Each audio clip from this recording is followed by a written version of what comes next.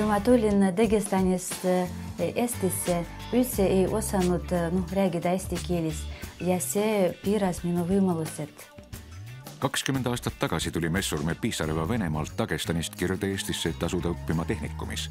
Hiljem sai ta tööd keemiatehases. Olles abiellumise järel 3 last kasvatades 6 aastat kodus veetnud, tekkis tal kartus, et tal ei õnnestu enam kunagi tööd leida. Ta tajus oma eraldatust ja tundis puudust korralikust kvalifikatsioonist. Siis osales ta projektis, mis oli mõeldud muulaste integreerimiseks tööturule. Euroopa Sotsiaalfondi kaudu kaasrahastas projekti Euroopa Liit. Tänaseks on Messurmest saanud kinnisvarabüroo tegevdirektor ja selle kõrvalt on tal plaanis alustada juuraõpinguid. Programm aitas tal mitte ainult eesti keelt õppida, vaid ka kohaliku kultuuri ja ajalooga tutvuda ning omandada sotsiaalseid oskusi. Näiteks sai ta juhiseid CV kirjutamiseks ja tööintervjuul käitumiseks. Mis kõige tähtsam, see lisas Messurmele enesekindlust. Ta õppis innukalt ja jõudis arusaamiseni, et suudab teoks teha kõik, mida iganes ette võtab. Ma olen õnnelik, et ma saa osaleda selle projektis ja see projekt muutus oma elu heaks.